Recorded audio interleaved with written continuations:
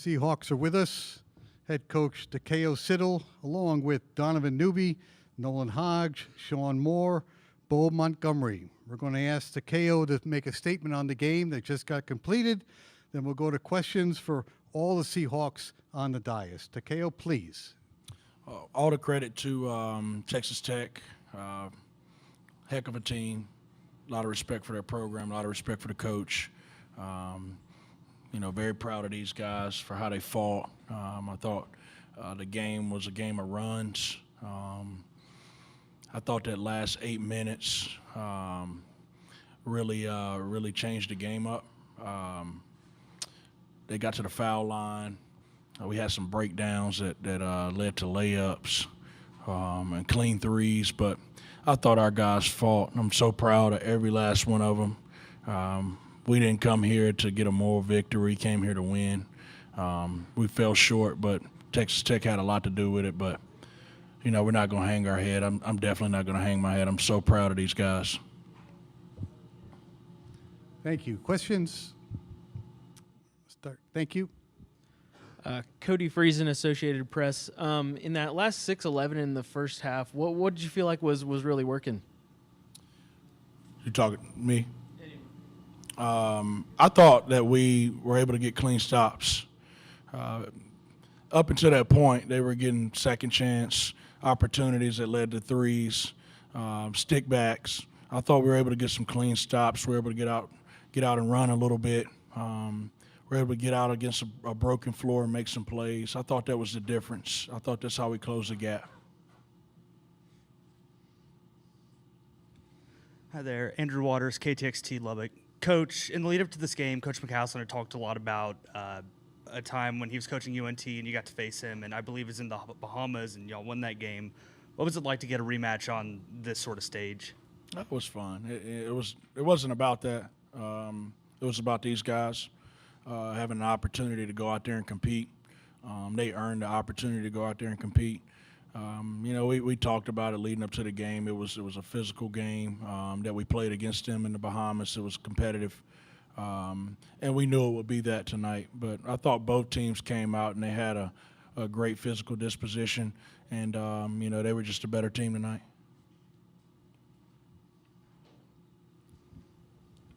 Hey, Coach. Timothy Shapey, KTXT Lubbock. I just want to let you know. So Grant McCaslin talked a lot about loyalty with some of your players and stuff. Can you kind of talk about the leadership that you saw throughout the course of the season as well as tonight that kind of allowed you to get back into the game throughout the course of the game?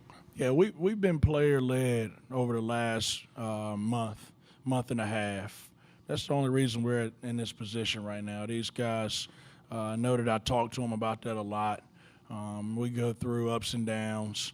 But what they started to figure out later on in the year is that they had to figure it out on their own. When you look out there and the huddles, they're commanding the huddles.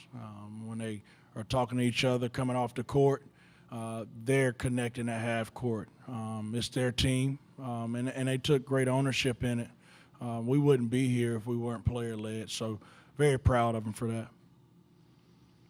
Before we go to the next question, I'm going to ask Donovan and Nolan to talk about loyalty on the team as well. I think it should come from them. Go ahead, Donovan. In today's era, it's so easy to just put your name in the transfer portal, but I feel like when you have a staff like Coach Siddle and the staff that he has brought here, they really care, and it's really bigger than basketball. So when you got people in your corner that want you to do well, not only on the court but off the court, for me it's like a no-brainer to stay and be loyal to that, because I feel like at the end of the day, it'll benefit me in the now and in the future. Yeah, I would say I'm big on relationships. I've always been a loyal person. I keep my circle tight, but those close to me, I'd do anything for them. Never transferred high schools, played with the same AAU team my whole life. And so coming here, they took a chance on me when not a lot of schools would. And so for that, I feel like I owe them the world.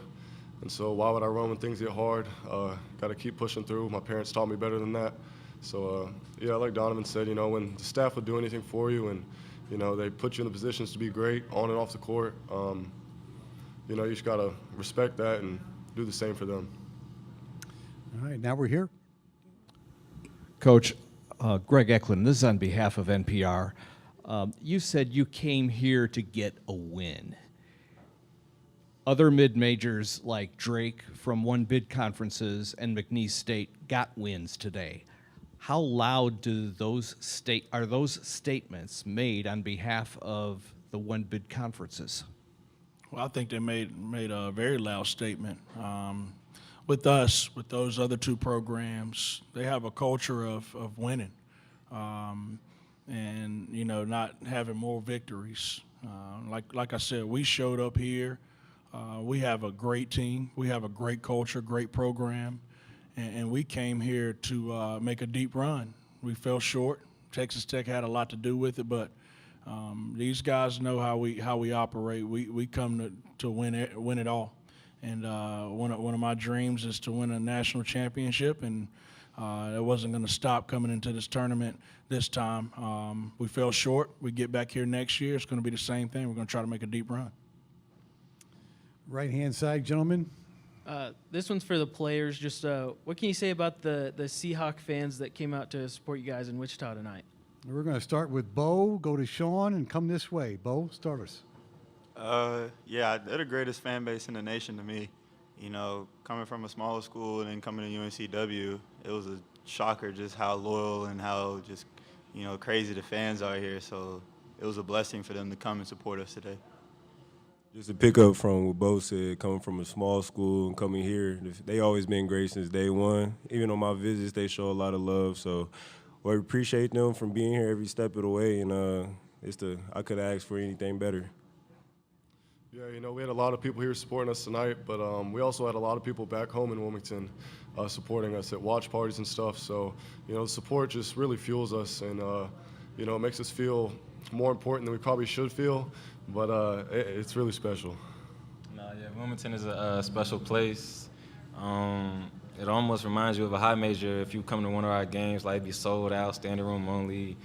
The student section is going crazy. Like, it's just a very fun environment to play in, and I'm so grateful for it. Question on the right. Yeah, for the players, talk a little bit about the journey to get here. I'm sorry, who's the question for? Okay, let's go with Donovan and Nolan, please. The journey to get here, it was a long one. A lot of days just digging in, just trying to stack our days, keep getting better and better. It'll never be like an even kill. It's gonna be ups and downs with everything, but we stuck with it. We came together, and it was a good journey. It was fun. I wouldn't have it any other way. Yeah, God is good for our journey. It was hard. We started back in June, and we were competing, and we had days where they were terrible days. We had a lot of terrible days, but we also had a lot of good days, and I think we finished off on a good day. I wouldn't, like Donovan said, I wouldn't have it any other way. With this group of guys, it was a lot of fun. We generally all love each other, so yeah. Question next. Right there. Thank you. This one's for Coach. Texas Tech shot 45 threes tonight. First off, did that surprise you? And second off, did that change the game plan at all during the game? It did surprise me. I thought they would try to be imposing in the paint, driving it, posting it. They were pretty imposing on the glass, but they shot way more threes than I thought they would. 24 was he was clicking a little bit, but I was certainly surprised by that. I thought it would be a different game. It didn't change anything that we were trying to do. We were prepared for any type of game. They didn't shoot a great percentage, but I thought the ones they made were timely, and we didn't make enough tonight either. So hats off to them. Before we take this question, this will be the last question from the floor. We have a Zoom call. We'll take that question first, then come to you and wrap it up. For the players, Sean Dillon, Alpha Media USA, what does Coach Siddle mean to you, and how has he changed you as a man? Bo first, then Sean. How has the coach changed you from boy to man? helped me learn how to win a lot. I could say that. Haven't won much in the past, so it took a lot for me just to, break through. And I was a little stubborn, a little hard-headed, so it took a lot for me to just break through and just, give everything I got for my team and learn how to win games. It's hard, but we got there. Personally, he helped me grow as more of a vocal person because I'm pretty a little quiet behind the scenes, but he helped me, become more of a man, outside of basketball since day one. Since in the summer he had to do the little things like, with like, with NIL and all that, how to manage your money and stuff like that outside of basketball and keeping our faith in God as well. And just, being a family, have great relationships with people as well. So just more than basketball when it came to him. So that's what he got a lot of respect for me, I love him. Final question right here. Hey, Coach, I noticed some emotion on stage right now. Can you kind of talk about how much this team means to you beyond the game of basketball? Yeah, so when you, this is my 5th year coaching as a head coach, and you have a ton of different personalities on each group that you have. Some teams are clicked up. Some teams are a little closer than others, but this group right here, you could see it very, very quick that they were going to be extremely connected with each other. We went through so much. We had so many new guys that we brought in, and credit to the returners. They rallied behind those guys and showed them the way. We were going through down times. They connected in a major way, and then the last month of the season, you could really start to see how close they were. The month of February is a tough month for all basketball teams at the college level because those are the dog days, really.